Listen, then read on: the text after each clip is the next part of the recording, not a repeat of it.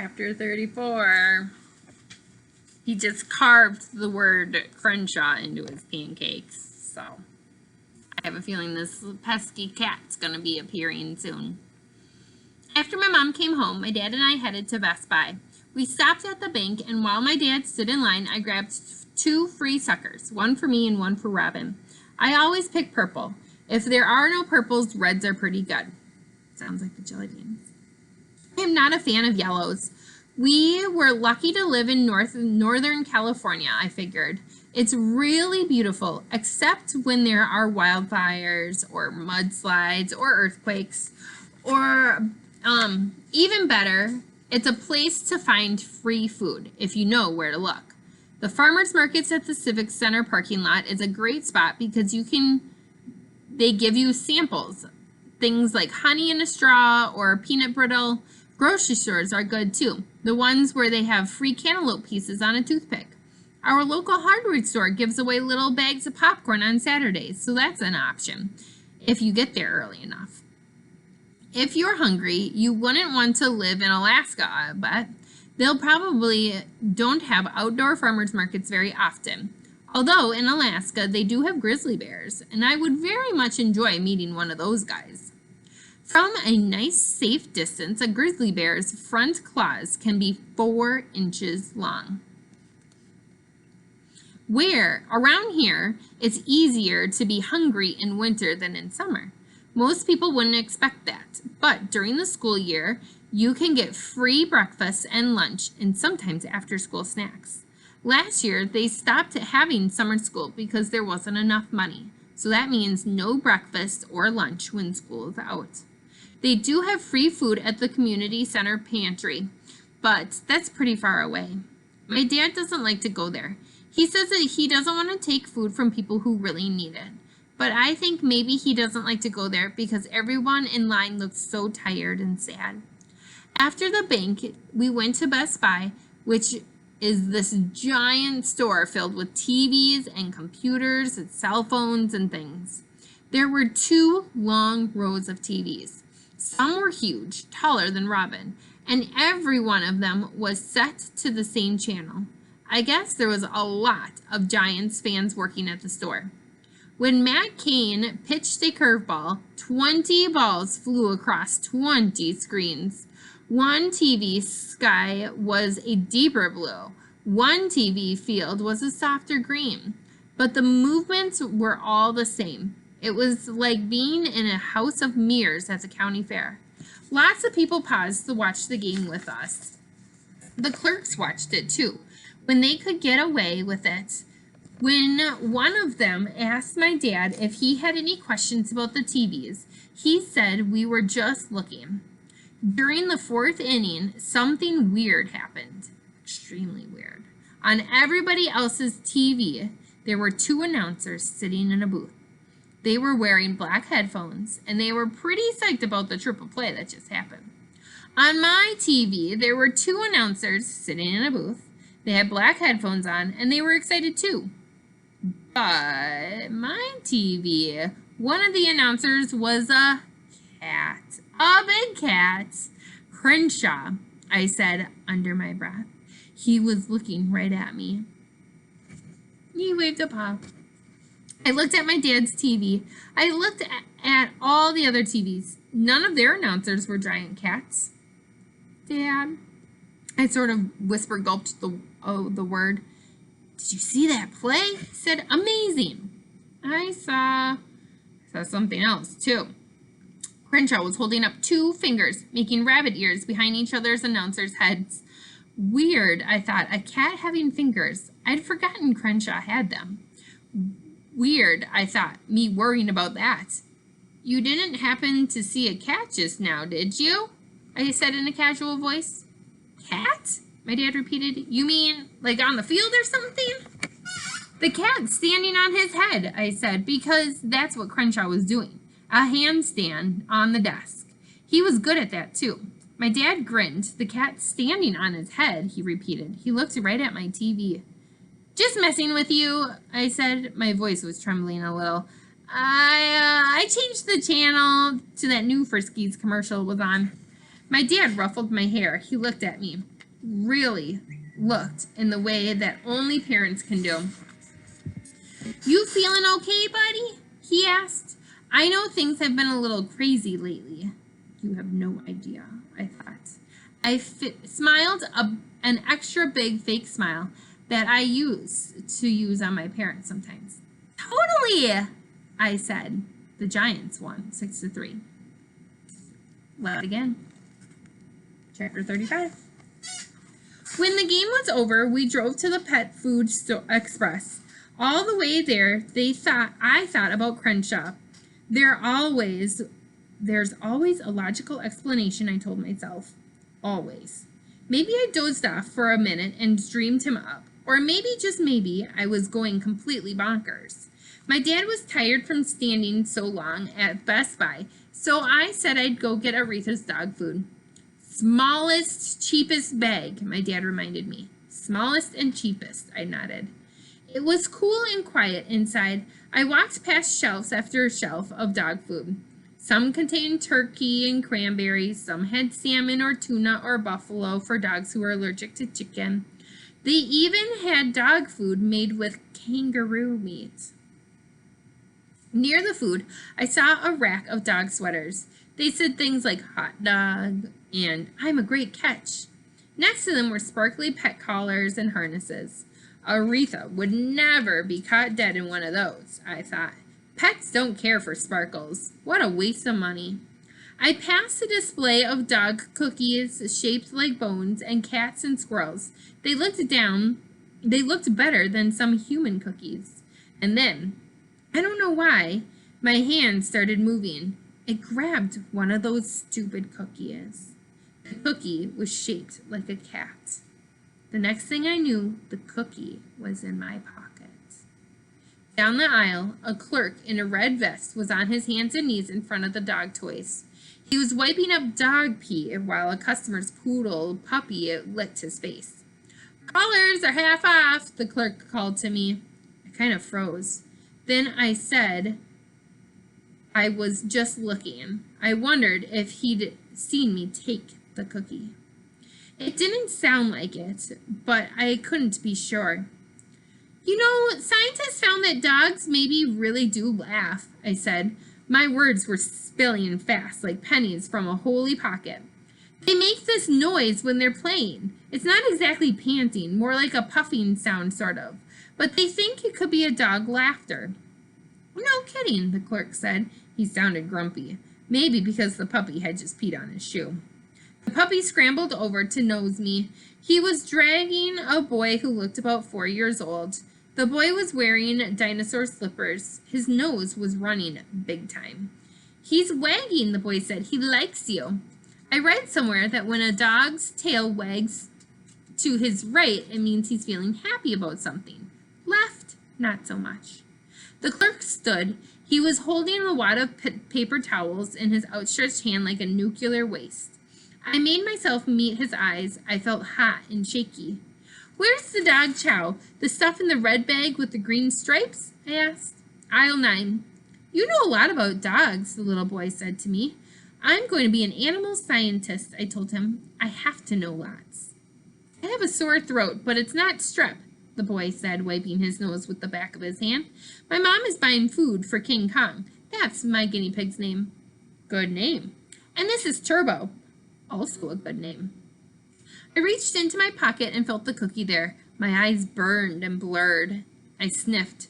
"You have a cold too?" the boy asked. "Something like that." I let Turbo lick my hand and headed to the back. "He's wagging to the right. I think, the little boy said. Chapter 36. I'd never stolen anything before last spring, except for the unfortunate incident with the yo-yo when I was 5 and used very bad judgment. It was a surprise how good I was at it. It's like when you discover you have an unusual talent, being able to lick your elbow, for instance, or wiggle your ears. I felt like a magician. Now you see it, now you don't. Watch Magic Jackson make this quarter appear from behind your ear. Watch this bubble gum disappear before your eyes. Gum is harder than you think. It's the perfect size for slipping into your pocket, but it's usually right next to the place where you pay, so it's easier for the clerk to see that you are up to no good. I'd only shoplifted 4 times, twice to get food for Robin and once to get food for me, and now the dog cookie. I got my start with jars of baby food. Even though she was 5, Robin liked eating it sometimes. The stinky meat kind, not even the fruit goo. Don't ask me why. I'll never understand that girl. We'd stopped at Safeway grocery store because Robin had to go to the bathroom. She wanted to get something to eat, but my mom said wait till later. While they went to find the restroom, I wandered down the aisles to kill time. And then I saw the Gerber baby food. I slipped 2 jars of chicken and rice into my pockets, smooth and easy as could be. Nobody seemed to notice. Probably because who would think a kid my age would steal something that looks like brown snot? Then in the next aisle, I passed a guy from my school and his dad, Paul something. He was pushing their shopping cart. They had a giant snack pack of barbecued chips and those lemonade drinks with little boxes and a giant bag of red apples. I waved casually, and it's not like I'm showing bad judgment or anything kind of wave. Paul waved back. I walked right to the door with Robin and my mom. No sweat. No lightning came down and zapped me. No police cars zoomed in with sirens howling like coyotes. Later at home, I pretended to find the jars in the back of the cupboard. My mom was really happy, and so was Robin. I was amazed to see how easy the lying came. Isn't that what Crenshaw told him not to do? It was like turning on a faucet. The words just rushed right out. I felt guilty for not feeling guilty. I mean, I'd shoplifted. I'd taken something that didn't belong to me. I was a criminal. But I told myself that in nature, it's survival of the fittest. Eat or be eaten. Kill or be killed. They say those things a lot in nature films right after the lion eats the zebra. Of course, I wasn't a lion. I was a person who knew right from wrong, and stealing was wrong. But here's the truth. I felt crummy about the stealing, but I felt even worse about the lying. If you like facts the way I do, try lying sometimes. It'll surprise you how hard it is to do. Still and all, even though I felt lousy, I had fixed the problem. Robin gobbled down the chicken and rice goo so fast that she threw up most of it on my book about cheetahs. I figured maybe that was my punishment. Chapter 37. When we got home from the pet store, I went to my room, half expecting to see Crenshaw lounging on my bed. Instead, I found Aretha. Her nose was buried in my keepsake bag, and she had a guilty expression on her face. She for sure had something in her mouth, and I couldn't see what it was. Show me, I said, pulling the stolen dog cookie from my pocket. It was a little smushed on one side. I held it out so that Aretha would drop whatever was in her mouth and snatch the cookie, but she wasn't interested. Probably she didn't want to eat stolen goods. Aretha slunk toward my bedroom door, tail dragging, and I saw what she was holding. It was a clay statue of Crenshaw, clutched between her teeth. You don't want that old thing, I said, but she seemed to disagree. As soon as she was out of my bedroom, she galloped down the hall and snatched urgently from my door. Want me to open it, baby? Robin asked. She turned the knob and Aretha rocketed outside. Aretha, stop! I yelled. Usually she waited by the door for me, flopping her tail hopefully. Not today. I grabbed her leash. She was heading straight for Marcel's house, which was about half a block down the street. Aretha loved Marcel. She also loved Marcel's 7 cats, who enjoyed sunbathing on the screened-in back porch. I found Aretha in Marcel's old sandbox. Marcel didn't use it anymore, but Aretha loved it. She was already digging a hole, sand fanned skyward like sprinkler spray. Aretha was an excellent digger. She buried 2 water bowls, a TV remote, a pizza box, a Ziploc bag of Legos, 3 Frisbees, and 2 of my homework folders in there. Not that my teachers had believed me. Marisol was wearing flip-flops and her pajamas, which had snoring sheep on them. She loved pajamas. In first grade, she wore them to school every day until the principal told her she was setting a bad example. In her left hand, Marisol had a large saw. Her hair was covered with sawdust. She almost always smiled like fresh cut wood. Marisol loved to build things, especially things for animals and birds and reptiles. She made birdhouses and bat shelters, dog carriers and cat trees, hamster habitats, and ferret houses. At the end of her fenced-in yard were planks, a sawhorse, and a big circular saw, a small house-looking thing on the ground, half-built. It was for one of her cats. "Hey," I said. "Hey, are you ready for the yard sale?" "I guess." "Aretha brought that to me," Marisol pointed to Crenshaw's statue, which was sitting on the picnic table. "Dropped it right at my feet." "I made it when I was little," I said with a shrug. "It's lame." "If you made it, it's not lame," Marisol said. She put down her saw and examined her statue. Aretha stopped digging and looked up at us hopefully. Her face was covered with sand. Her tongue lolled to the sideways. "It's a cat," Marisol said, brushing off a piece of grass stuck to the bottom. "A standing cat with a baseball cap. I like it. I like it very much." I shrugged. My hands were in my pocket. "Was this going on the yard sale?" Marisol asked. "How much is it?" "It's not for sale." Aretha got into my bag of stuff. "I have $3.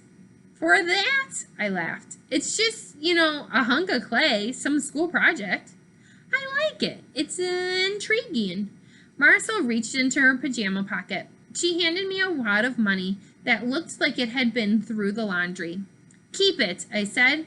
"Think of it as a going-away present." Her eyes widened. "What are you talking about, Jackson? You're not—" I waved my hand. "No, it's probably nothing. My parents are just being their usually weird selves." It wasn't the truth. Another lie. Not completely, but it wasn't the truth. "You'd better not move. I miss you too much.